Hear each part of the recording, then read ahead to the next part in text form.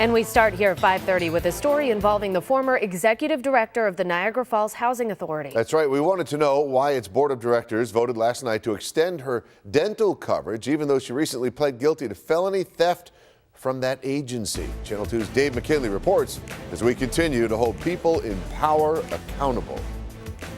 In the summer of 2016, amid a federal investigation, Stephanie Cowart was placed on paid administrative leave from her post as executive director at the Housing Authority.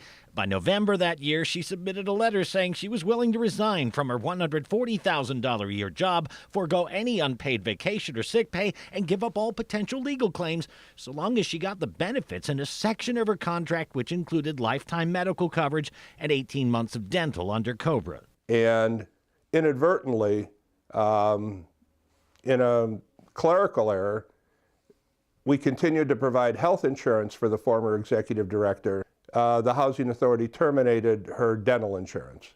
And shouldn't have done that. And should not have done that for 18 months. Frank Soto was one member of a board majority which voted to reinstate the dental coverage. In his mind, it was part of Cowart's deal. She's collecting her pension, and contractually, the Housing Authority was obligated to treat the executive director no differently than any other employee, not subject to any other condition.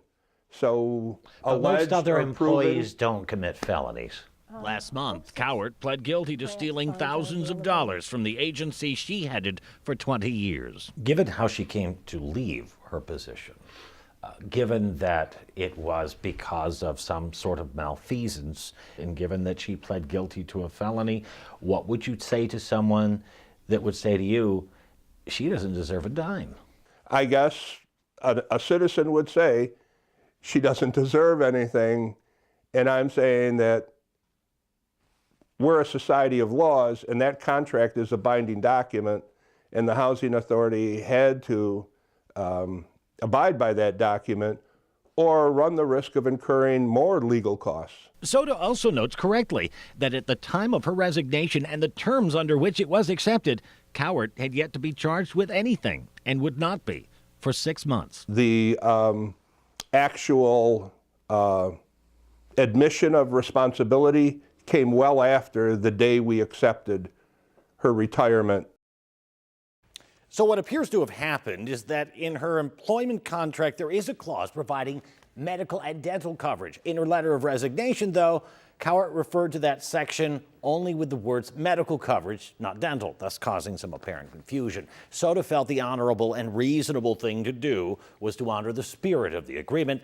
The cost, $70 a month till September, far less, according to Soto, than it likely would have cost in legal fees to quibble over that amount. Dave McKinley, Channel 2 News.